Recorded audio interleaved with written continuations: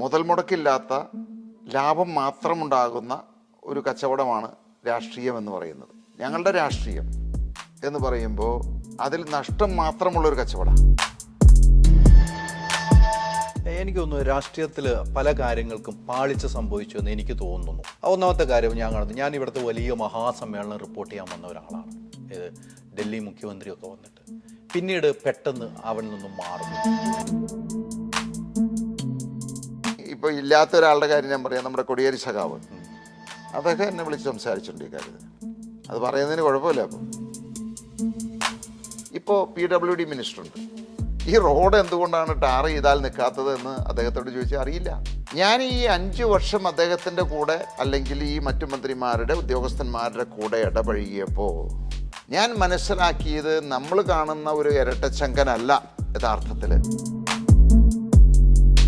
Sabu M Jacob പറയുമ്പോൾ കൂടെ കിടന്നവനെ രാപ്പനി അറിയുന്നൊരു ചൊല്ലുണ്ട്.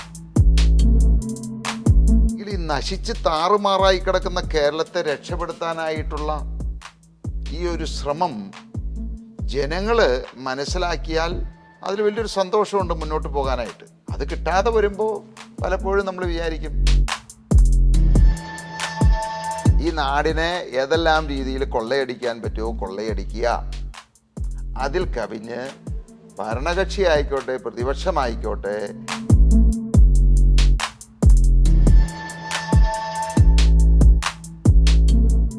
ഓക്സിജനിൽ വമ്പിച്ച വിലക്കുറവുമായി കേരളം കൂളാകും AC discount sale. Oxygen, the cooling expert.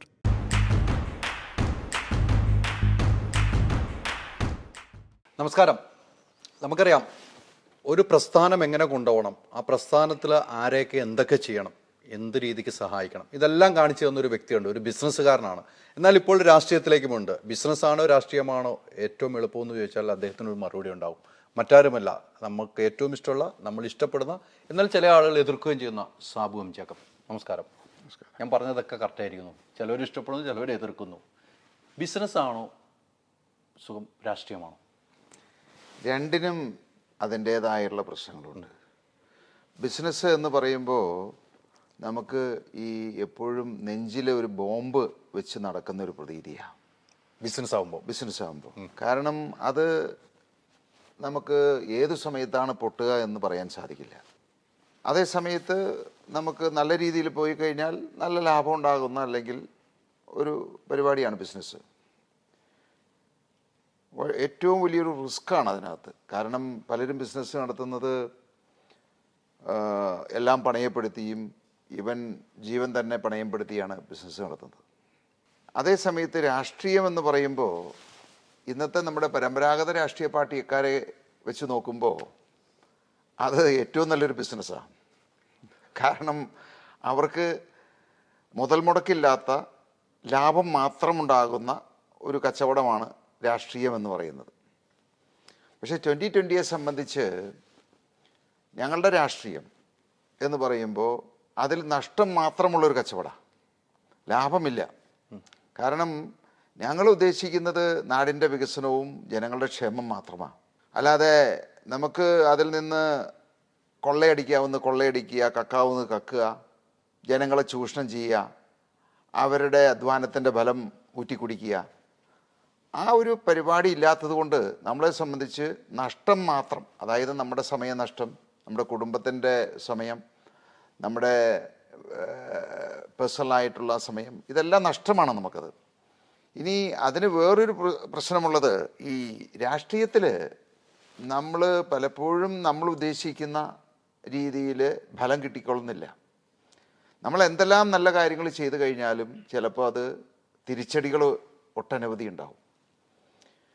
ഉദാഹരണത്തിന് ഒരു ഇലക്ഷൻ നിൽക്കുന്നു, അവിടെ പരാജയമുണ്ടാവാം. ഞങ്ങളിപ്പോൾ കഴിഞ്ഞ തവണ 7 നിയോജക മണ്ഡലത്തിൽ മത്സരിച്ചു നിയമസഭയിലേക്ക്. 8 ഞങ്ങൾ പരാജയപ്പെട്ടു. അപ്പം ജനങ്ങൾ നമ്മൾ ഒരു പ്രതിഫലവും പ്രതീക്ഷിക്കാതെ ഇങ്ങനെ ചെയ്യുന്ന ഒരു പ്രവൃത്തി ജനങ്ങൾ ഇല്ലല്ലോ അല്ലെങ്കിൽ അത് അംഗീകരിക്കുന്നില്ലല്ലോ എന്നുള്ള ഒരു മാനസിക പ്രയാസം ഉണ്ടാവും അന്നേരം അവിടെ. അപ്പം നമ്മൾ നിസ്വാർത്ഥമായിട്ട് രാഷ്ട്രീയത്തിൽ ഇറങ്ങി പ്രവർത്തിക്കുന്നവർക്ക് എപ്പോഴും നഷ്ടങ്ങളേ ഉള്ളൂ. ഇനി അതല്ല, അതൊരു മുതലെടുപ്പിന് വേണ്ടിയിട്ട് മാത്രമാണെന്നുണ്ടെങ്കിൽ നമുക്ക് ഒരു ബുദ്ധിമുട്ടുണ്ടാവില്ല. പണമുണ്ടാക്കാവുന്ന ഏറ്റവും നല്ല ഒരു കച്ചവട രാഷ്ട്രീയം. ഇപ്പോൾ എറണാകുളത്ത് തന്നെ BJPയുടെ സ്ഥാനാർത്ഥിയാവാനായിട്ട് 6 പേരാണ് മത്സരിക്കുന്നത്. ഒരിക്കലും അവർക്ക് വിജയിക്കാൻ സാധിക്കില്ല. കാരണം എറണാകുളം എന്ന് പറയുന്നത് BJPക്ക് ഒട്ടും സാന്നിധ്യമുള്ളൊരു സ്ഥലമല്ല. പക്ഷെ എന്തുകൊണ്ട് 6 പേര് മത്സരിക്കുന്നു? ഈ മത്സരിക്കുന്ന ഒരു സ്ഥാനാർത്ഥിയായാൽ തന്നെ 1 കോടിയോ 2 കോടിയോ ഇതെല്ലാം കഴിഞ്ഞ് അവർക്ക് മിച്ചം വയ്ക്കാം. അപ്പം അങ്ങനെയുള്ളവരെ സംബന്ധിച്ച് വളരെ നല്ലൊരു കാര്യമാണ്. എന്നെ സംബന്ധിച്ച് നമ്മൾ ചെയ്യുന്ന അല്ലെങ്കിൽ നമ്മൾ കാണിക്കുന്ന ആത്മാർത്ഥതയ്ക്ക് പ്രതിഫലം കിട്ടുന്നില്ലല്ലോ എന്നുള്ള ഒരു വലിയൊരു വിഷമമുണ്ട് രാഷ്ട്രീയത്തിൽ. അല്ല, എനിക്ക് തോന്നുന്നു അത് താങ്കൾ പറയുമ്പോൾ തന്നെ എനിക്ക് മനസ്സിലാവുന്നു താങ്കൾ നല്ല പ്രവൃത്തികൾ ഒത്തിരി. ഞാൻ ഇന്ന് തന്നെ അറിയുന്നു ഒരു മെഡിക്കൽ ഷോപ്പ് അല്ലേ, ഇവിടെ എല്ലാ ആളുകൾക്കും നിങ്ങളുടെ ഇവിടെ പകുതിയിൽ താഴെ പൈസയ്ക്കാണ് സൂപ്പർ മാർക്കറ്റ്, അവിടെ ഒരു മെഡിക്കൽ ഷോപ്പ് ഇന്ന് തുറന്നു എന്നാണ് ഞാൻ അറിയുന്നത്. എനിക്ക് കിട്ടിയ അറിയിപ്പ് കറക്റ്റാന്ന് തോന്നുന്നു. അതും നിങ്ങൾ എല്ലാവരും സഹായിക്കുകയാണ്. ഇപ്പോൾ ഈ പറയുന്നു അങ്ങനെയൊക്കെ സഹായിച്ചിട്ടും തിരിച്ചെനിക്കൊന്നും കിട്ടുന്നില്ലല്ലോ, അല്ലെങ്കിൽ നമ്മുടെ പാർട്ടിക്കൊന്നും കിട്ടുന്നില്ലോ എന്ന് ചോദിക്കുമ്പോൾ അതൊരു വിഷമത്തിലും ഒരു വിഷമഘട്ടത്തിലുമാണ് താങ്കൾ നിൽക്കുന്നത്. അല്ല, ഞങ്ങൾ ഇതിനകത്തെ ഇപ്പോൾ ഭക്ഷ്യസുരക്ഷ 50% വരെ വില കുറച്ച സാധനങ്ങൾ കൊടുക്കുന്നത്. ഇന്ന് ഇന്ത്യയിൽ തന്നെ ഒരു സ്ഥലത്തും അങ്ങനെ ഒരു സംഭവം നടക്കുന്നില്ല. അപ്പോൾ ഇന്ത്യയിൽ വളരെ വ്യത്യസ്തമായിട്ട് പ്രവർത്തിക്കുന്ന ഒരു രാഷ്ട്രീയ പാർട്ടിയാണ് ഞങ്ങളത്. അപ്പോൾ ഇത്രയും ജനങ്ങൾക്ക് കൊടുത്തിട്ടും പലരും ഇതെല്ലാം അനുഭവിച്ചിട്ട് വോട്ട് ചെയ്യാത്ത ആളുകളാണ്. അതുപോലെ അപ്പോൾ നമ്മളെ സംബന്ധിച്ച് ഒന്നും അവരിൽ നിന്ന് സഹായമായിട്ട് പ്രതീക്ഷിക്കുന്നില്ല, പണം പ്രതീക്ഷിക്കുന്നില്ല, മറ്റൊന്നും പ്രതീക്ഷിക്കുന്നില്ല. പക്ഷെ നമ്മൾ ചെയ്യുന്ന നല്ല പ്രവൃത്തികൾ അവർ മനസ്സിലാക്കുന്നില്ലല്ലോ. അവരെ സംബന്ധിച്ച് ഞാൻ എല്ലാവരും പറയും നിങ്ങളുടെ പ്രാർത്ഥന മാത്രം മതി. കാരണം ഇത് മുന്നോട്ട് കൊണ്ടുപോകണ്ടേ. ഇന്നിപ്പോൾ ഒരു ചെറിയ വിഭാഗത്തിന് മാത്രമേ ഇതിൻ്റെ ആനുകൂല്യങ്ങൾ കിട്ടിയിട്ടുള്ളൂ. അപ്പോൾ എന്നെ സംബന്ധിച്ച് ഈ ജനങ്ങൾ ഇപ്പോൾ ഒരു വോട്ടിൽ കൂടിയാണെങ്കിലും നൽകുന്ന ആ ഒരു വോട്ട് എന്ന് പറയുന്നത് നമ്മളെ മുന്നോട്ട് നയിക്കുന്ന ഒരു ഊർജമാണത്.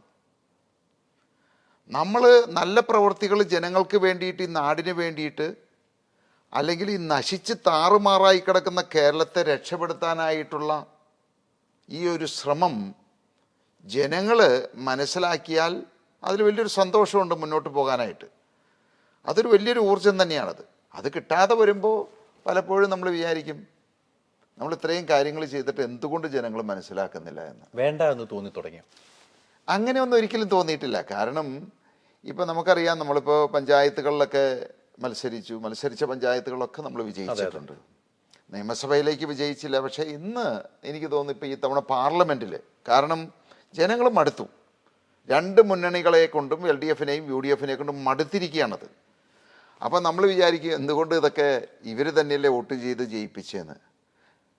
എൻ്റെ ഒരു അഭിപ്രായത്തിൽ നിവൃത്തികേട് കൊണ്ട് ഏതെങ്കിലും മുന്നണിക്ക് വോട്ട് ചെയ്യാൻ വിധിക്കപ്പെട്ട ഒരു ജനസമൂഹമാണ് മലയാളിയുടേത്.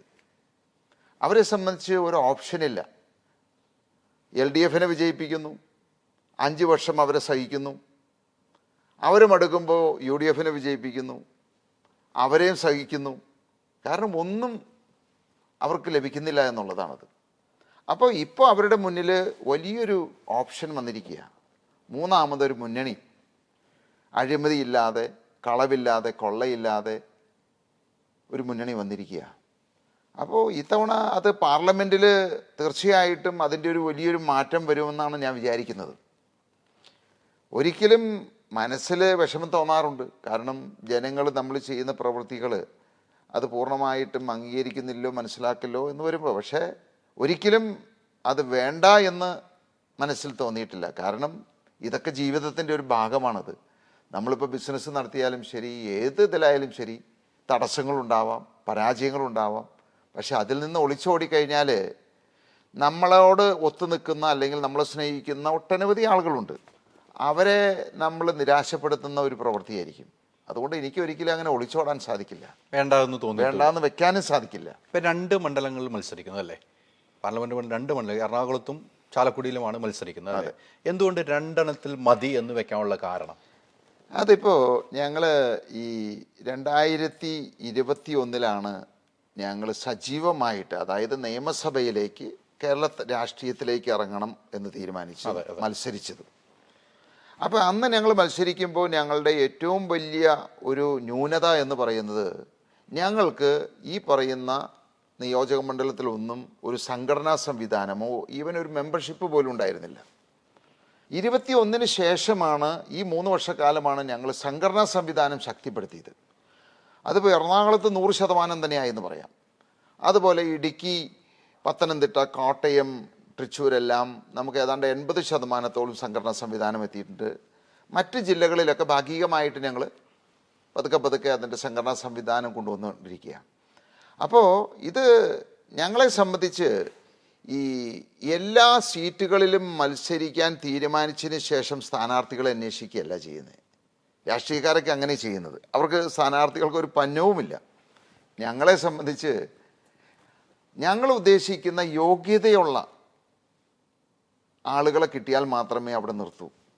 ഇപ്പം നമുക്കറിയാം 20 പേര് എല്ലാ തവണയും ഇവിടുന്ന് ജയിപ്പിച്ച് വിടുന്നുണ്ട്. മലയാളം പോലും പറയാൻ അറിയില്ലാത്ത ആളുകൾ പലരും പാർലമെൻറ്റിൽ പോയിട്ടുണ്ട്. എന്ത് നമുക്ക് ചെയ്യാൻ സാധിക്കും? എന്തായിരിക്കും കേരളത്തിന് അവർക്ക് കോൺട്രിബ്യൂട്ട് ചെയ്യാൻ പറ്റുക? അപ്പോൾ അങ്ങനെ ഒരു രീതി ഞങ്ങൾ ഉദ്ദേശിക്കുന്നില്ല. അപ്പോൾ ഞങ്ങളെന്താണ്, നല്ല വിദ്യാഭ്യാസമുള്ള ആളുകൾ, പ്രായം കുറഞ്ഞവർ, സ്ത്രീകൾ, അങ്ങനെയുള്ള ആളുകളെ, യോഗ്യതയുള്ളവരെ കിട്ടിയാൽ മാത്രമേ മത്സരിപ്പിക്കൂ. അപ്പോൾ ഞങ്ങളിതിപ്പോൾ ആദ്യമായിട്ടാണ് പാർലമെൻറ്റിലേക്ക് മത്സരിക്കുന്നത്. അപ്പോൾ ആദ്യമായിട്ട് 2 സീറ്റുകളിൽ ഞങ്ങൾക്ക് ഏറ്റവും ശക്തിയുള്ള 2 സീറ്റുകളിൽ മത്സരിക്കുക. തുടർന്ന് അതിൽ വിജയം കൈവരിച്ചു കഴിഞ്ഞാൽ വരുന്ന നമ്മുടെ ത്രിതല പഞ്ചായത്ത് തെരഞ്ഞെടുപ്പിലും തുടർന്ന് 140 നിയമസഭാ മണ്ഡലങ്ങളിലേക്കും മത്സരിക്കുക എന്നുള്ളൊരു തീരുമാനമെടുത്തിരിക്കുന്നത്. എനിക്ക് തോന്നുന്നു രാഷ്ട്രീയത്തിൽ പല കാര്യങ്ങൾക്കും പാളിച്ച സംഭവിച്ചു എന്ന് എനിക്ക് തോന്നുന്നു. ഒന്നാമത്തെ കാര്യം ഞാൻ കാണുന്നു, ഞാൻ ഇവിടുത്തെ വലിയ മഹാസമ്മേളനം റിപ്പോർട്ട് ചെയ്യാൻ വന്ന ഒരാളാണ്. ഇത് ഡൽഹി മുഖ്യമന്ത്രിയൊക്കെ വന്നിട്ട് പിന്നീട് പെട്ടെന്ന് അവനിൽ നിന്നും മാറുന്നു. എന്തുകൊണ്ട് മാറിയെന്ന് താങ്കൾ വിശദീകരിച്ചിട്ടുണ്ട്. ഇല്ല എന്ന് ഞാൻ പറഞ്ഞില്ല, നമുക്ക് ഒത്തുപോകാൻ കഴിയില്ല. അപ്പോൾ തേടുമ്പോൾ നമ്മൾ അദ്ദേഹത്തിൻ്റെ പോകുമ്പോൾ നമ്മൾ ഇതൊന്നും പഠിക്കാതെ എന്തുകൊണ്ട് സാബു എന്ന് പറയുന്ന ഈ മഹാവ്യക്തി പോകുന്നു? അതിൽ ഇപ്പോൾ ഞങ്ങൾ ഈ പറയുന്ന അദ്ദേഹവുമായിട്ടുള്ള ഒരു അലയൻസ് ഉണ്ടാക്കുന്ന സമയത്ത് ഉള്ള സാഹചര്യമല്ല അതിനുശേഷം ഉണ്ടായത്. ഞങ്ങൾ അലയൻസ് ഉണ്ടാക്കുന്ന സമയത്ത് ഡൽഹിക്ക് പുറമെ പഞ്ചാബ് പിടിക്കുന്നു. അങ്ങനെ ഇന്ത്യ മുഴുവൻ, ലോകം മുഴുവൻ അദ്ദേഹത്തെ പറ്റി സംസാരിക്കുന്നു, AAP പറ്റി സംസാരിക്കുന്നു. നല്ലത് മാത്രമേ ഉണ്ടായിരുന്നുള്ളൂ. ഞങ്ങളുടെ ആ ഒരു സഖ്യം വന്നതിന് ശേഷമാണ് 1-2 മാസം കഴിഞ്ഞപ്പോഴാണ് ആ ഒരു ലിക്വർ സ്കാം വന്നത്. വലിയൊരു അഴിമതി കഥയാണ് പുറമെ വന്നത്.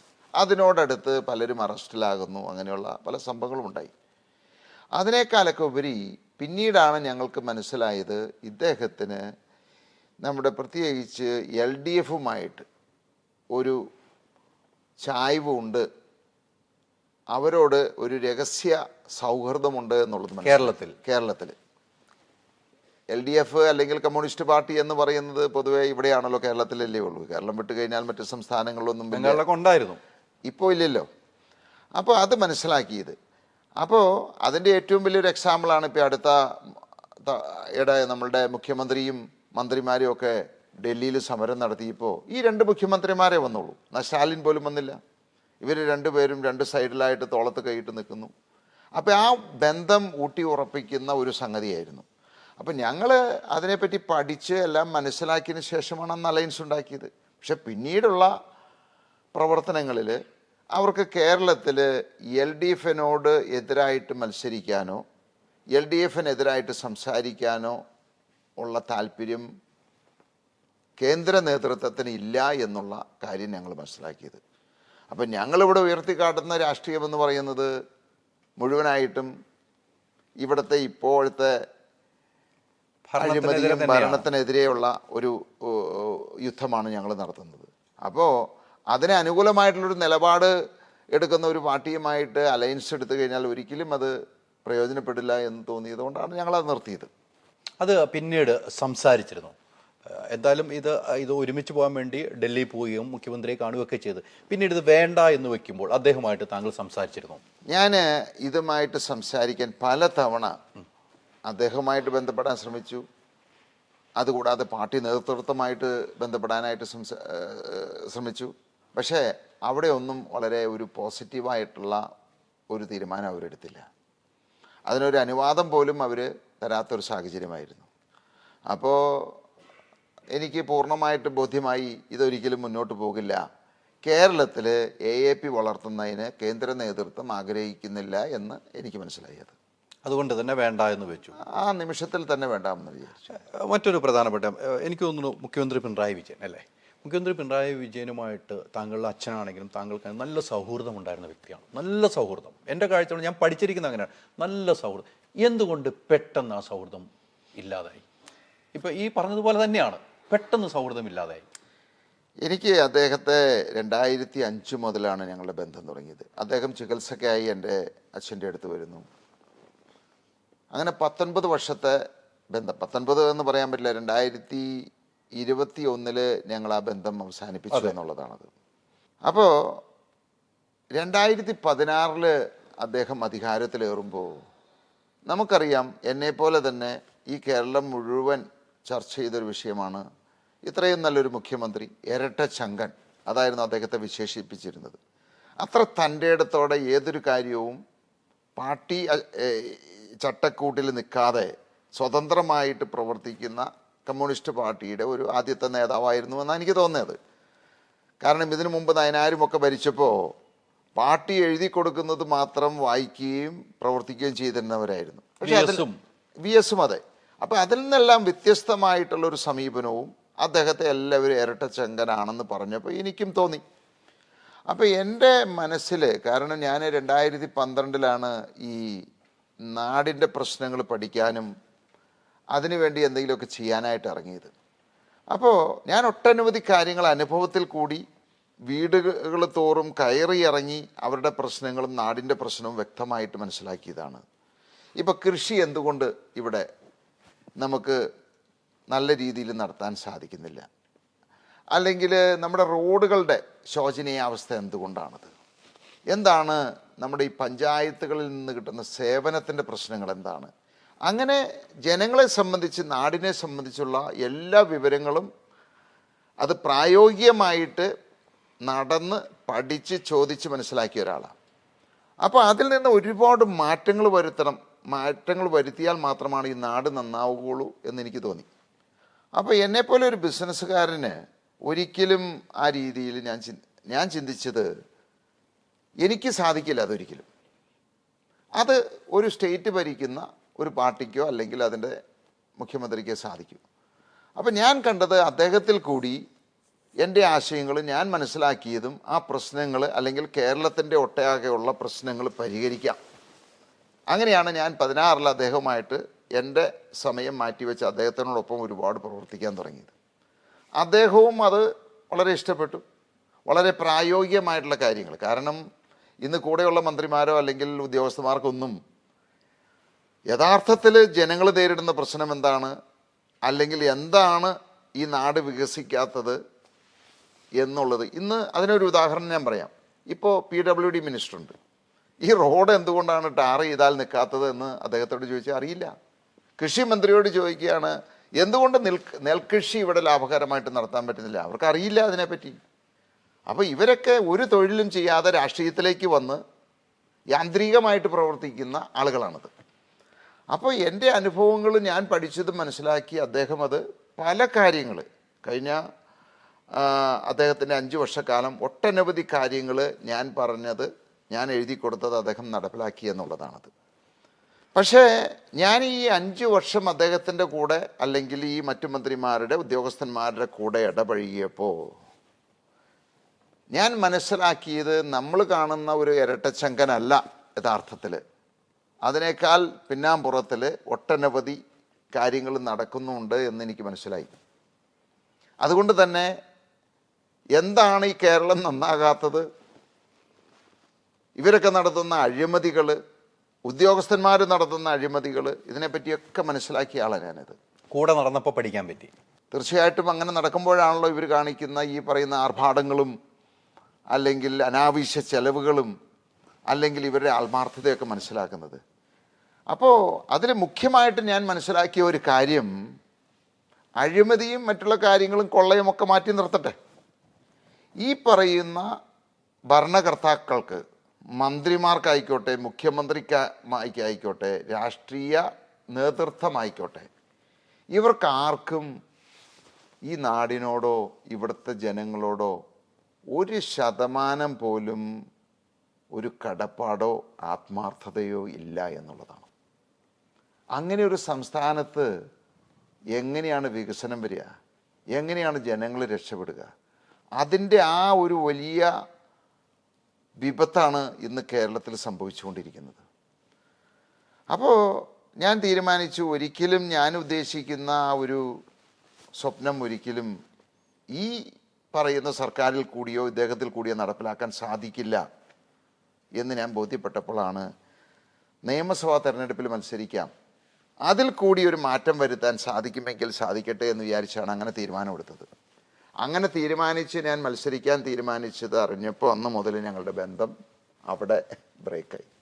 കാരണം ഞാൻ അദ്ദേഹത്തിൻ്റെ ഒരു എതിരാളിയായി. കാരണം കോൺഗ്രസിനെ പോലെയും BJP-യെയും പോലെ ആ പാർട്ടിയുടെ ഒരു ശത്രുവായി ഞാൻ മാറി എന്നുള്ളതാണത്. അന്ന് ആ കമ്മ്യൂണിക്കേഷൻ അവിടെ ബ്രേക്കായി. അതിനുശേഷം ഞങ്ങൾ ഒരിക്കലും കണ്ടിട്ടില്ല, ഫോണിൽ കൂടി സംസാരിച്ചിട്ടില്ല, കമ്മ്യൂണിക്കേഷൻ മൊത്തമായിട്ട് നിന്നു എന്നുള്ളതാണ്. പിന്നീട് ഒരാൾ പോലും ഒരു മീഡിയേറ്ററായിട്ട് നിന്ന് പോലും ചർച്ച പോലും ഉണ്ടായിട്ടില്ല. ഇവരെ സംബന്ധിച്ച് എൻ്റെ ആവശ്യം കഴിഞ്ഞല്ലോ. എന്നെ ഉപയോഗിക്കാവുന്ന പരമാവധി ഉപയോഗിച്ചു. പിന്നീട് നമ്മുടെ തൃക്കാക്കര തെരഞ്ഞെടുപ്പ് വന്നല്ലോ, ഉപതെരഞ്ഞെടുപ്പ്. ആ ഉപതെരഞ്ഞെടുപ്പിൽ ഇവർക്ക് അവരുടെ കണക്കുകൂട്ടലുകൾ തെറ്റിയെന്നുള്ളതാണത്. അപ്പം അവർ വിചാരിച്ചു ഞങ്ങൾ സ്ഥാനാർത്ഥിയെ നിർത്തും, സ്ഥാനാർത്ഥിയെ നിർത്തി കഴിഞ്ഞാൽ അത് അവർക്ക് പ്രയോജനം ചെയ്യുമെന്നാണ് അവർ വിചാരിച്ചത്. അപ്പോൾ ഞങ്ങൾ 21 മത്സരിച്ച് അത് വലിയൊരു പരാജയം നേരിട്ടതാണ് തൃക്കാക്കര. ഈ തൃക്കാക്കര തെരഞ്ഞെടുപ്പ് നടക്കുന്ന സമയത്തും ഞങ്ങൾക്ക് അവിടെ ഒരു സംഘടനാ സംവിധാനം ശക്തിപ്പെട്ടിട്ടുണ്ടായിരുന്നില്ല. അപ്പോൾ ഇനിയൊരു മത്സരം നടത്തി പഴയ അതേ തോൽവി ആവർത്തിക്കേണ്ട എന്ന് വിചാരിച്ചാണ് ഞങ്ങൾ മത്സരിക്കാതിരുന്നത്. അന്ന് നമുക്കറിയാം, സ്റ്റേറ്റ് മുഖ്യമന്ത്രി നേരിട്ട് ഇവിടെ ക്യാമ്പ് ചെയ്ത് എല്ലാ മന്ത്രിമാരും ക്യാമ്പ് ചെയ്ത് നടത്തിയ, എനിക്ക് തോന്നുന്നത് കമ്മ്യൂണിസ്റ്റുകാരുടെ ചരിത്രത്തിൽ ഏറ്റവും അവരെ എല്ലാവരും കൂടി ഒരു മന്ത്രിസഭയും പാർട്ടിയും എല്ലാവരും കൂടി നേതൃത്വം കൊടുത്ത് അത്രമാത്രം പണം ഒഴുക്കി നടത്തിയ ഒരു തെരഞ്ഞെടുപ്പായിരുന്നു. കാരണം 99 നിന്ന് 100 ആക്കുക. അതെ അതെ, അങ്ങനെയായിരുന്നു പറഞ്ഞിരുന്നു. അവരുടെ മോശപ്പെട്ട പ്രതിച്ഛായ വീണ്ടെടുക്കുക എന്നുള്ളതൊക്കെയായിരുന്നു ഉദ്ദേശം. കാരണം ആ കേരളയിലൊക്കെ നടക്കുന്ന വിഷയമാണ്, ജനങ്ങൾ മൊത്തത്തിലെതിരായി അതിനോട്. അപ്പം ആ സാഹചര്യത്തിൽ നഷ്ടപ്പെട്ടു പോയ പ്രതിച്ഛായ വീണ്ടെടുക്കണം എന്നുള്ളൊരു വാശിയോടുകൂടി മത്സരിച്ചതാണത്. അപ്പോൾ 2020 സപ്പോർട്ട് അവർക്ക് ആവശ്യമായിട്ട് വന്നു. അപ്പോൾ പല ആളുകളെ കൊണ്ടും, മന്ത്രിമാരെ കൊണ്ടും, പാർട്ടി നേതൃത്വത്തെ കൊണ്ടും, ഉദ്യോഗസ്ഥന്മാരെ കൊണ്ടും, ഞങ്ങളുടെ സഭാ തലത്തിലുമൊക്കെ ഒരുപാട് ആളുകൾ എൻ്റെ അടുത്ത് അയച്ചു. അദ്ദേഹത്തിൻ്റെ അടുത്ത് പോയി കാണാനും സംസാരിക്കാനും വേണ്ടിയിട്ട് നേരിട്ട് വന്നു സംസാരിക്കുകയാണ് താങ്കളുടെ അടുത്ത്. ഇവർ വഴി വരികയാണത്. മുഖ്യമന്ത്രി പിണറായി വിജയനുമായിട്ട് ഒരു കൂടിക്കാഴ്ചയ്ക്ക് വേണ്ടി വേണമെന്ന് പറഞ്ഞ്. അത് ഒരു തവണയല്ല, പലരെ കൊണ്ട് പലതവണ ആ റിക്വസ്റ്റ് വന്നു. അദ്ദേഹം ഗസ്റ്റ് ഹൗസിലുണ്ട്, കാണണം എന്ന് പറഞ്ഞിട്ട്. അപ്പോൾ ഞാൻ ഒരിക്കലും, കാരണം ആ സമയത്ത് ഞങ്ങൾ രാഷ്ട്രീയ പാർട്ടി രൂപീകരിച്ച് മത്സരിച്ചു, അവർക്കെതിരായിട്ട് സംസാരിക്കുന്ന ഒരാളായി ഞാൻ മാറിയിരുന്നു. അപ്പോൾ ഞാൻ അവിടെ പോവുക എന്ന് പറയുന്നത് ജനങ്ങളെ വഞ്ചിച്ചുകൊണ്ട്, ഈ നാടിനെ വഞ്ചിച്ചുകൊണ്ട് ചെയ്യുന്നൊരു പ്രവൃത്തിയായിട്ട് മാറും. അപ്പോൾ ഞാൻ തീരുമാനിച്ചു ഒരിക്കലും ഞാൻ അതിന് പോകില്ല എന്നുള്ളത്. എന്നെ പലരും പ്രഷറൈസ് ചെയ്തു, പോയി സംസാരിക്കുന്നതിൽ എന്താ തെറ്റ് എന്നുള്ളത്.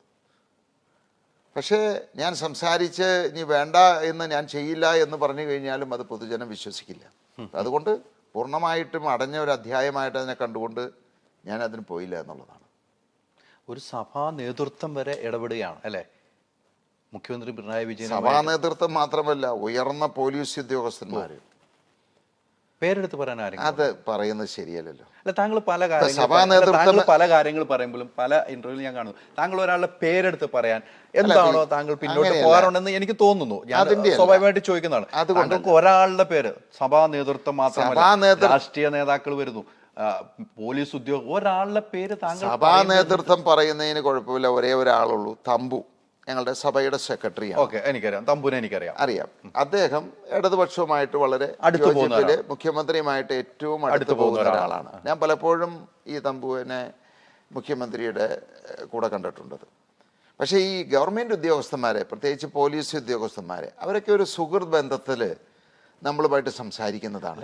അവരെ പറ്റി മന്ത്രിയുടെ ആളായിട്ടാണ് വരുന്നത് ആയിരിക്കാം. പക്ഷേ അവരെയൊക്കെ പറ്റി പറഞ്ഞു കഴിഞ്ഞാൽ എനിക്കല്ല അതിൻ്റെ ദൂഷ്യം, അവർക്ക്. ആ ഉദ്യോഗസ്ഥന്മാരെ പിന്നെ അവിടെ വെച്ചേക്കും. അവർക്ക് പല വിധത്തിലുള്ള പീഡനങ്ങളുണ്ടാവും. അപ്പോൾ ഒരിക്കലും നമ്മൾ അങ്ങനെ അറിഞ്ഞുകൊണ്ട് ഒരാളെ ദ്രോഹിക്കുന്നത് ശരിയല്ല. അല്ലാതെ എനിക്കിപ്പോൾ ആരെ പറ്റി ഞാൻ എല്ലാ കാര്യങ്ങളും തുറന്നു പറയുന്ന ഒരു മനസ്സാണ്. പക്ഷേ നമുക്ക് ഇപ്പം ഞാൻ തമ്പുവിൻ്റെ കാര്യം പറഞ്ഞത് അദ്ദേഹത്തിനൊന്നും ചെയ്യാൻ സാധിക്കില്ല. പക്ഷെ മറ്റവരൊക്കെ ഉദ്യോഗത്തിലിരിക്കുന്ന ആളുകളാണ്. ഒരു ഉദ്യോഗസ്ഥൻ ഇതുപോലെ തന്നെ ഉയർന്ന തലത്തിൽ ഒരു IAS ഉദ്യോഗസ്ഥൻ 2020 പറ്റി അനുകൂലമായിട്ട് സംസാരിച്ച ഒരാളോട് ഞാൻ ഫോളോ ചെയ്യുന്നുണ്ട്, എനിക്ക് ആ പാർട്ടി വളരെ ഇഷ്ടമാണെന്ന് പറഞ്ഞു കഴിഞ്ഞാൽ അച്ചടക്ക നടപടി നേരിടേണ്ടതായിട്ട് വന്നു. അപ്പോൾ ഒന്ന് ആലോചിച്ച് നോക്കി. അപ്പം നമ്മൾ കാരണം വേറൊരു ആൾക്ക് ബുദ്ധിമുട്ട് വരരുതെന്ന് വിചാരിച്ചിട്ടാണ്. ഇനി അവരൊക്കെ റിട്ടയർ ചെയ്യുമ്പോൾ നമുക്ക് ധൈര്യമായിട്ട് പറയാം. അവർ റിട്ടയർ ചെയ്യുമ്പോൾ പേരൊക്കെ വെളിപ്പെടുത്തും. സംശയം എന്താ? ഒരു മാറ്റവും ഇല്ല. അതിന് പറയാം. അവരെ ഇപ്പോൾ ഉപദ്രവിക്കാൻ നമ്മൾ ഉദ്ദേശിക്കുന്നില്ല. നമ്മളാൽ പറഞ്ഞ് അവർക്കൊരു ബുദ്ധിമുട്ടുണ്ടാകില്ല. അതുകൊണ്ട് മാത്രം പേര് വെളിപ്പെടും. അപ്പോൾ എല്ലാവരും സമീപിച്ചിരുന്നു എന്നുള്ള കാര്യം പാർട്ടിയിലെ ഉന്നതന്മാരെ സമീപിച്ചു. ഇല്ലെങ്കിൽ ഇനിയിപ്പോൾ താങ്കൾ പറഞ്ഞ തെറ്റാണ് നിഷേധിക്കട്ടെ. ഇപ്പോൾ ഇല്ലാത്ത ഒരാളുടെ കാര്യം ഞാൻ പറയാം. നമ്മുടെ കൊടിയേരി സഖാവ് അതൊക്കെ എന്നെ വിളിച്ച് സംസാരിച്ചിട്ടുണ്ട് ഈ കാര്യത്തിന്. അത് പറയുന്നതിന് കുഴപ്പമില്ല. അപ്പോൾ പക്ഷേ ഇപ്പോൾ പാർട്ടിയിലുള്ള മറ്റാളുകളുടെ പേര് പറയുന്നത് ശരിയല്ല. ഈ ജില്ലാ കമ്മിറ്റിയൊക്കെ ഇടപെട്ടിട്ടുണ്ടാവും അല്ലേ? ജില്ലാ കമ്മിറ്റി അതിൽ ഇടപെട്ടില്ല. കാരണം ആദ്യം മുതൽ തന്നെ എതിരായിരുന്നു. എന്നെ ഏറ്റവും കൂടുതൽ ആക്രമിച്ചവരവരാണല്ലോ. പക്ഷെ അതിലൊക്കെ ഉയർന്ന ഒട്ടനവധി ആളുകളാണ് കേന്ദ്ര കമ്മിറ്റി അംഗങ്ങൾ. അതെ, അവർക്കൊക്കെ ഒരു പ്രസക്തി ഇല്ലല്ലോ അവിടെ. കൊടിയേരി സഖാവൊക്കെ ഒത്തിരി ശ്രമിച്ചു അല്ലേ? അതിന് ശ്രമിച്ചതാണ്. ഇല്ലാത്തവരുടെ പേര് നമുക്ക് അദ്ദേഹമൊക്കെ മരണപ്പെട്ടു പോയല്ലോ. അപ്പോൾ ആ പേര് പറയാമല്ലോ. പക്ഷേ താങ്കളുടെ ഒരു മനസ്സിപ്പോഴേ മനസ്സിലായി ഇവരെ ഉപദ്രവിക്കേണ്ട, ഇവർക്കൊരു ബുദ്ധിമുട്ടുണ്ടാകാതിരിക്കാൻ വേണ്ടി മാത്രമാണ് പേര് പറയാത്തത്. ഈ പാർട്ടിയിൽ തന്നെ നമ്മൾ വിചാരിക്കും കമ്മ്യൂണിസ്റ്റ് പാർട്ടിയിൽ അങ്ങനെയുള്ള പ്രശ്നങ്ങളൊന്നുമില്ല എന്ന്. ഈ ഇദ്ദേഹത്തിൻ്റെ പ്രവൃത്തികളെ അല്ലെങ്കിൽ മുഖ്യമന്ത്രിയുടെ പ്രവൃത്തികളെ ഇഷ്ടപ്പെടാത്ത ഒട്ടനവധി ആളുകളുണ്ട്. പക്ഷേ നമുക്ക് അവരുടെയൊക്കെ പേര് പറയാൻ പറ്റുമോ? അവരെ ആ പാർട്ടിയിൽ വെച്ചേക്കുമോ? മനസ്സ് തുറന്ന് ഒട്ടനവധി കാര്യങ്ങൾ ഇദ്ദേഹത്തിൻ്റെ ചെയ്തികളെ അല്ലെങ്കിൽ ആ കുടുംബത്തിൻ്റെ ചെയ്തികളെ പറ്റി വിമർശിക്കുന്ന, ഇഷ്ടപ്പെടാത്ത ഒട്ടനവധി ആളുകളുണ്ട്. പക്ഷേ അദ്ദേഹം ഒരു രാജാവിനെ പോലെ ഒരു പാർട്ടി സംവിധാനത്തിലല്ല പോകുന്നത്. അതുക്ക് മേലെ ഒരാളില്ല എന്നുള്ളതാണത്. കേന്ദ്ര കമ്മിറ്റി അംഗങ്ങൾ പോലും അദ്ദേഹത്തിന് കീഴിൽ അദ്ദേഹത്തെ ഭയപ്പെട്ടാണ് പോകുന്നത്. അങ്ങനെ ഒരു സാഹചര്യത്തിൽ ആരെങ്കിലും എന്തെങ്കിലും പ്രതികരിച്ചാൽ അവരുടെ അവസ്ഥ എന്തായിരിക്കും? അല്ല, സാബു എം ജേക്കബ് പറയുമ്പോൾ കൂടെ കിടന്നവന് രാപ്പനി അറിയുന്നൊരു ചൊല്ലുണ്ട്. 5 വർഷക്കാലം ഒരേ വാഹനത്തിൽ ഒരുമിച്ച് യാത്ര ചെയ്തതാണ്, ഒത്തിരി കാര്യങ്ങൾ ഇടപെട്ടാണ്. അപ്പോൾ താങ്കൾ പറയുമ്പോൾ കുറേയൊക്കെ വിശ്വാസത്തിൽ എടുക്കേണ്ടതായി വരും. താങ്കൾ ഈ പറയുന്ന പോലെ എന്തുകൊണ്ട് ഇതൊന്നും മുതലാക്കാൻ പോലും സാധിക്കാത്തൊരു പ്രതിപക്ഷം ചിന്തിച്ചിട്ടുണ്ടോ? ഇതിലേ നമ്മൾ ഇപ്പോൾ നിയമസഭയിൽ പ്രതിപക്ഷം ശക്തമായിട്ട് എതിർക്കുന്നു, വലിയ പ്രശ്നങ്ങളുണ്ടാവുന്നു, സഭയിൽ നിന്ന് ഇറങ്ങിപ്പോകുന്നു, നടുക്കളത്തിലിരുന്ന് സമരം ചെയ്യുന്നു, പുറത്തിരുന്ന് സമരം ചെയ്യുന്നൊക്കെ നമ്മൾ കണ്ടിട്ടുണ്ട്. അത് കഴിഞ്ഞ് വൈകുന്നേരമാകുമ്പോൾ ഇവരെല്ലാവരും ഒരു സ്ഥലത്തിരുന്ന് ബിരിയാണി കഴിക്കുന്നത് നമ്മൾ കണ്ടിട്ടുണ്ട്. അപ്പോൾ ഇതൊക്കെ നമ്മളെ ഒരു പ്രഹസനമാണത്. ഇവരൊക്കെ എല്ലാവരും ഒരു നാണയത്തിൻ്റെ 2 വശങ്ങളാണത്. പ്രതിപക്ഷം, ഭരണകക്ഷി എന്ന് പേര് മാത്രമേ ഉള്ളൂ. എല്ലാവരും ഒരേ ആശയത്തിൽ വിശ്വസിച്ച് ഒരേ ലക്ഷ്യം വെച്ചിട്ട് എന്ന് പറഞ്ഞു കഴിഞ്ഞാൽ ലക്ഷ്യം എന്താണത്? പരമാവധി പണം ഉണ്ടാക്കുക. ഈ നാടിനെ ഏതെല്ലാം രീതിയിൽ കൊള്ളയടിക്കാൻ പറ്റുമോ കൊള്ളയടിക്കുക. അതിൽ കവിഞ്ഞ് ഭരണകക്ഷി ആയിക്കോട്ടെ പ്രതിപക്ഷമായിക്കോട്ടെ, ഞാൻ ആദ്യം പറഞ്ഞ മാതിരി 1% പോലും ഈ നാടിനോടോ ജനങ്ങളോടോ കടപ്പാടോ ആത്മാർത്ഥതയോ ഇല്ല. അപ്പോൾ അവരെന്ത് മുതലെടുക്കാനായിട്ട്?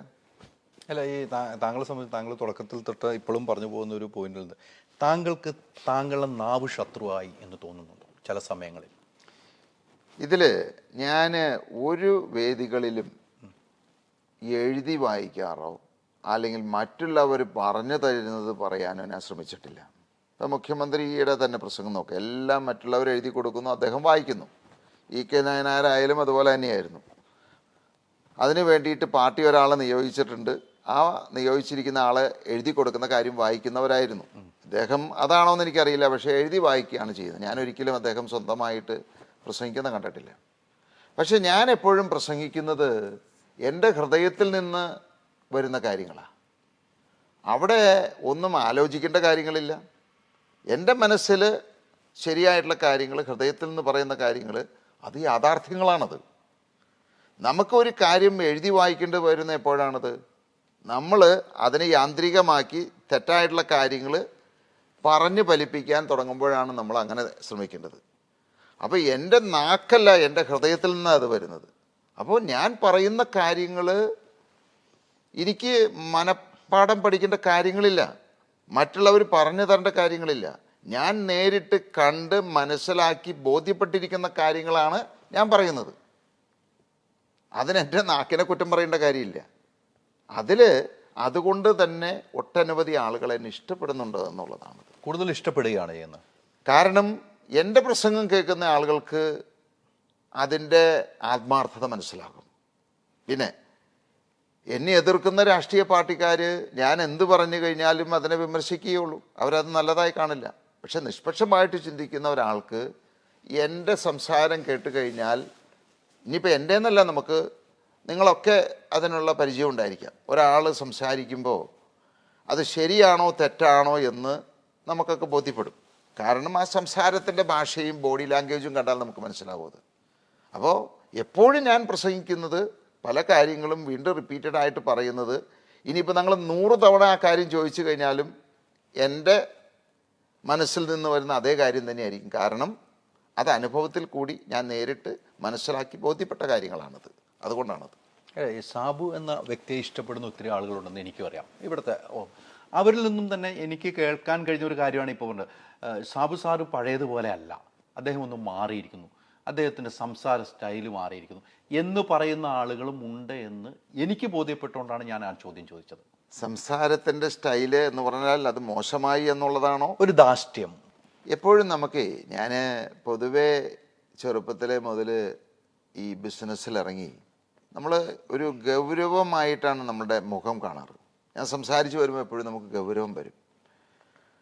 പക്ഷേ ഞാൻ ജനങ്ങളിലേക്ക് ഇറങ്ങുന്ന സമയത്ത്, ഇപ്പോൾ ഞങ്ങളുടെ സമ്മേളനങ്ങൾ അവിടെയൊക്കെ കഴിഞ്ഞാൽ, ഈ പ്രസംഗം കഴിഞ്ഞ് ഞാൻ വേദി വിട്ടിറങ്ങുന്ന സമയത്ത് എത്രയോ അവരെന്നെ ഇഷ്ടപ്പെടുന്നു എന്നറിയാമോ? അപ്പോൾ നമ്മൾ ഒരാളുടെ മുഖഭാവം അല്ലെങ്കിൽ സംസാരിക്കുന്ന ഭാഷ മാത്രം കേട്ടത് കൊണ്ട് ഒരിക്കലും ആളെ വിലയിരുത്താൻ പാടില്ല.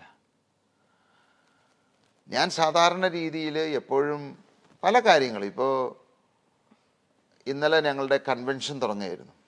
ഈ കൺവെൻഷൻ എന്ന് പറയുമ്പോൾ 3 മീറ്റിങ്ങുകളാണ് പ്രസംഗിച്ചത്. ഞാൻ വേദിയിലേക്ക് ചെല്ലുമ്പോൾ എല്ലാവരും എഴുന്നേറ്റ് നിൽക്കുന്നു. ഞാൻ പുറകിൽ നിന്ന് കയറാൻ തുടങ്ങിയപ്പോഴത്തേക്ക് ഒരറ്റത്തു നിന്ന് എല്ലാവരും എഴുന്നേൽക്കുക. ഞാൻ ആദ്യം പറഞ്ഞൊരു കാര്യം, നിങ്ങളെല്ലാവരും അവിടെ ഇരിക്കുക, ഇരുന്നാൽ മാത്രമേ ഞാൻ അങ്ങോട്ട് പോകൂ, അല്ലെങ്കിൽ ഞാൻ തിരിച്ചു പോകുകയാണെന്ന് പറഞ്ഞത്. അതുപോലെ തന്നെ അവിടെ ചെല്ലുമ്പോൾ കുറച്ച് പേര് സാബു ജേക്കബ് സിന്ദാബാദ്, ഞാൻ പറഞ്ഞു അത് പാടില്ല. ഇന്നത്തെ മീറ്റിങ്ങുകളിലൊക്കെ ഞാൻ കൃത്യമായിട്ട് നിർദ്ദേശം കൊടുത്തിട്ടുണ്ട്. ഞാൻ വരുന്ന സമയത്ത് ഒരു ആൾ പോലും എഴുന്നേൽക്കാൻ പാടില്ല. ഞാൻ എപ്പോഴും ജനങ്ങളോടൊപ്പം, ജനങ്ങളുടെ കൂടെ, അവരുടെ ഒരു സഹോദരനായിട്ട്, മകനായിട്ട് അങ്ങനെ അറിയപ്പെടാനും ഇടപഴകാനും ഞാൻ ഉദ്ദേശിച്ചിട്ടുള്ളത്. അങ്ങനെയാണ് ഞാൻ ആഗ്രഹിക്കുന്നത്. ഇപ്പം നമുക്കറിയാം, മുഖ്യമന്ത്രിയൊക്കെ പോകുന്ന സമയത്ത് അല്ലെങ്കിൽ അദ്ദേഹത്തിൻ്റെ അടുത്തൊരു ഫോട്ടോ എടുക്കണമെങ്കിൽ ആരെങ്കിലും ചോദിച്ചാൽ അവൻ്റെ കഥ കഴിയും ചിലപ്പോൾ. ഞാൻ ഇന്നലെ ഇപ്പോൾ അവസാന സമ്മേളനം കഴിഞ്ഞപ്പോൾ ഏതാണ്ട് 1 മണിക്കൂർ അവിടെ നിന്ന് ഫോട്ടോ, ഞാൻ പറയാം എല്ലാവരും ഫോട്ടോ എടുത്തിട്ട്, ഇനിയിപ്പോൾ എത്ര പാതിരാത്രി ആയാലും ശരി എല്ലാവരും എടുത്ത് അവസാന ആളുകളും ഫോട്ടോ എടുത്തതിന് ശേഷം ഞാൻ ഈ വേദി വിട്ട് പോകുള്ളൂ എന്ന് പറഞ്ഞു. അപ്പോൾ നമ്മളുടെ മുഖത്ത് കാണുന്നതല്ല സാബു ജേക്കബ്, അത് എന്നെ അടുത്തറിയാവുന്ന ആളുകൾക്ക് എല്ലാവർക്കും അറിയാം. ഇപ്പോൾ ഒരു സെലിബ്രിറ്റി ആണല്ലേ, ഈ രാഷ്ട്രീയത്തിലേക്ക് ഇറങ്ങിയില്ലായിരുന്നു ഇത്രയും സെലിബ്രിറ്റി അല്ല. ബിസിനസ്സുകാരനായിട്ട് ഇരുന്ന് കഴിഞ്ഞാൽ ഒരു വലിയ സെലിബ്രിറ്റി ആകില്ലായിരുന്നു താങ്കൾ. എനിക്ക് തോന്നുന്നത്, എന്നെ ഈ പറയുന്ന മാതിരി ജനങ്ങൾ എൻ്റെ സംസാരം കേൾക്കാനും അല്ലെങ്കിൽ എന്നെ വിമർശിക്കാനും ഒക്കെ തുടങ്ങിയപ്പോഴാണ് ഞാൻ പ്രസിദ്ധമായത്. അത് ഏറ്റവും കൂടുതൽ ഞാൻ ഈ നിലയിലാക്കിയത് ഈ ഇടത് മുന്നണിയും പ്രത്യേകിച്ച് ശ്രീനിജനും ഒക്കെയാണ്. കാരണം എൻ്റെ കമ്പനികൾ തുടർച്ചയായിട്ട് റെയ്ഡ് ചെയ്യാനും അതിനെ ആക്രമിക്കാനും ഒക്കെ തുടങ്ങി. അതിനെ തുടർന്നുണ്ടായ സംഭവവികാസങ്ങളൊക്കെയാണ് എന്നെ ഇന്ന് ഇന്ത്യ ഒട്ടാകെ അറിയുന്നതിനും. അപ്പൊ അവരുടെ സ്നേഹമുണ്ടല്ലേ? അല്ല, അതിന് എപ്പോഴും നമ്മൾ താങ്കളെ അറിയിച്ചല്ലോ, പുറംലോകം അറിയിച്ചല്ലോ. അല്ല, അതിൻ്റെ പൂർണ്ണമായിട്ടുള്ള ക്രെഡിറ്റ് ഇവർക്കാ, ഈ അടുത്ത് സർക്കാരിന്. കാരണം ഇന്ന് ലോകത്തിൽ എവിടെ ചെന്ന് കഴിഞ്ഞാലും, എനിക്കിപ്പോൾ എവിടെ യാത്ര ചെയ്താലും, അമേരിക്കയിലായിക്കോട്ടെ ദുബായിലായിക്കോട്ടെ, 100 പേര് മലയാളി എവിടെയെങ്കിലും ഉണ്ടെങ്കിൽ എന്നെ തിരിച്ചറിഞ്ഞിരിക്കും. ആ ഒരു സാഹചര്യത്തിലേക്ക് വന്നു. അത് ഇവരാണത് ആ ഒരു സാഹചര്യം ഒരുക്കിയത്. ഇവർ നമുക്ക് ചെയ്ത ഏറ്റവും വലിയ ഉപകാരം അതായിരിക്കും. നമ്മൾ എപ്പോഴും ഇതൊന്നും ആഗ്രഹിച്ചിട്ടല്ല ഞാൻ രാഷ്ട്രീയത്തിട്ട് ഇറങ്ങിയത്. പ്രസിദ്ധമാകണം, അല്ലെങ്കിൽ നമുക്ക് അതുകൊണ്ടൊരു പ്രശസ്തി കിട്ടണം എന്ന് വിചാരിച്ചുകൊണ്ടല്ല നമ്മൾ ഇറങ്ങുന്നത്. പക്ഷെ അതൊക്കെ സ്വാഭാവികമായിട്ട് നടന്നൊരു സംഭവമാണ്. അതിനുവേണ്ടിയല്ല ഞാൻ പ്രവർത്തിക്കുന്നത്. എല്ലാവരും ആഗ്രഹിക്കുന്നത് മന്ത്രിയാവണം, മുഖ്യമന്ത്രിയാവണം, അല്ലെങ്കിൽ MP ആവണം, MLA ആവണം. ഇതൊന്നും എനിക്ക് ആഗ്രഹമുള്ള ആളല്ല. ഞാൻ എപ്പോഴും വളരെ ഒതുങ്ങി, ആരും അറിയാതെ, അല്ലെങ്കിൽ കഴിയുന്നതും ഒതുങ്ങി ജീവിക്കാൻ ആഗ്രഹിക്കുന്ന ഒരാളാണ്. ഇപ്പോൾ എനിക്ക് ഒരു എയർപോർട്ടിലോ അല്ലെങ്കിൽ എവിടെ യാത്ര ചെയ്യാനും വലിയ ബുദ്ധിമുട്ടാണ്. കാരണം 100 കണക്കിന് ആളുകൾ, എല്ലാവരും പരിചയക്കാരാണ്. മലയാളി ഉണ്ടെങ്കിൽ അവരെല്ലാവരും എൻ്റെ അടുത്ത് വരും, അപ്പോൾ സംസാരിക്കും. എല്ലാവരും, അപ്പോൾ നമുക്ക് ഒരു രീതിയിലും എവിടെയും നടക്കുമ്പോൾ നമുക്ക് ഒതുങ്ങി ജീവിക്കാൻ പറ്റാത്തൊരു സാഹചര്യത്തിട്ട് പോയി. മുഖ്യമന്ത്രി പിണറായി വിജയൻ്റെ മോളുമായിട്ട് ബന്ധപ്പെട്ട ഒരു കേസുണ്ടായിരുന്നു. അന്ന് താങ്കൾ പറഞ്ഞത്, എന്നെ ജയിലിൽ അടച്ചാൽ ഒരാഴ്ചക്കുള്ളിൽ മുഖ്യമന്ത്രിയുടെ മകളും ജയിലിലാകും. എന്തിൻ്റെ അടിസ്ഥാനത്തിലാണ് പറഞ്ഞത്? TM ജേക്കബ് സാറ് മരിച്ച് അദ്ദേഹത്തിൻ്റെ വീട്ടിൽ ഞാൻ പോവുകയാണ്. ഈ മകള് അവിടെ നിന്ന് എന്നോട് 1 മിനിറ്റ് ഒന്ന് കാണണമെന്ന് പറഞ്ഞു. അച്ചാച്ചൻ എപ്പോഴും പറയുമായിരുന്നു ഞങ്ങളോട്, യാതൊരു പ്രതിഫലവും പ്രതീക്ഷിക്കാതെ നമ്മളെ സഹായിച്ചിരിക്കുന്ന ഒരേ ഒരാൾ സാബുച്ചേട്ടനാണ്. ഇപ്പോൾ എനിക്ക് ഇവിടെ വെച്ചത് പറയണമെന്ന് തോന്നിയത് ഞാൻ അതുകൊണ്ട് പറഞ്ഞതാണെന്ന് പറഞ്ഞു. ഇത് 2020 എന്ന് പറയുന്നത് ഒരു അവസാന ബസ്സാണ് കേരളത്തെ സംബന്ധിച്ച്. ജനങ്ങൾ അത് മനസ്സിലാക്കി ചിന്തിച്ചില്ല എന്നുണ്ടെങ്കിൽ നഷ്ടപ്പെടുന്നത് 2020 പാർട്ടിക്കോ അതിന് നേതൃത്വം കൊടുക്കുന്ന സാബു ജേക്കബിനല്ല. കോൺഗ്രസിൽ നിന്നാണല്ലോ കൂടുതൽ ആളുകൾ BJPയിലേക്ക് പോകുന്നത്. ഇന്നത്തെ രീതിയിൽ LDFും UDFും മാറി മാറി ഭരിച്ചുകൊണ്ടിരുന്നു കഴിഞ്ഞാൽ ഇനി ഒരു 20 വർഷം മുന്നോട്ട് പോകട്ടെ, കേരളത്തിൽ മലയാളി ഉണ്ടാവില്ല. ഇത്രയൊക്കെ സംഭാവനകൾ ഞങ്ങൾ ഇവർക്കൊക്കെ കൊടുത്തിട്ടുണ്ടെങ്കിലും 1 രൂപയുടെ പോലും ഒരു സഹായമോ പ്രതിഫലമോ ഇതുവരെ ഞങ്ങൾ ആരിൽ നിന്നും ചോദിച്ചിട്ടുമില്ല, വാങ്ങിയിട്ടുമില്ല. ആർക്ക് വേണമെങ്കിലും പരിശോധിക്കാം. ഇവരുടെയൊക്കെ രക്തത്തിൽ ഇത് കലർന്ന് ചേർന്നിരിക്കുന്നതാണത്. ഇവർക്കൊന്നും ഒരിക്കലും ആശയപരമായിട്ട് 2020 ഇന്ന് വിഭാവന ചെയ്യുന്ന ആ ഒരു രീതിയിലേക്ക് വരാൻ സാധിക്കില്ല. നമ്മൾ പറയില്ലേ, പഴയ വീഞ്ഞ് പുതിയ കുപ്പിയിൽ എന്ന് പറയില്ലേ, എന്താ വ്യത്യാസം? അപ്പോൾ ഇപ്പോഴാണ് സുപ്രീം കോടതിയൊക്കെ ഇടപെട്ടിരിക്കുന്നത്. ഞങ്ങൾ എന്ന് ഇലക്ട്രൽ ബോണ്ട് മേടിച്ചോ അന്ന് ആ ക്വാർട്ടറിലെ റിസൾട്ടിൽ ഇത് പബ്ലിഷ് ചെയ്തിട്ടുണ്ട്. എല്ലാ പാർട്ടിക്കും ഇറങ്ങി കൊടുത്തിട്ടുണ്ട്. ഇപ്പോൾ കോൺഗ്രസിനും CPIക്ക് ആയിക്കോട്ടെ, CPMനായിക്കോട്ടെ, BJPക്ക് ആയിക്കോട്ടെ, എല്ലാ പാർട്ടിക്കാർക്കും സംഭാവന കൊടുത്തിട്ടുണ്ട്. ഓക്സിജനിൽ വമ്പിച്ച വിലക്കുറവുമായി കേരളം കൂളാകും AC discount sale. Oxygen, the cooling expert.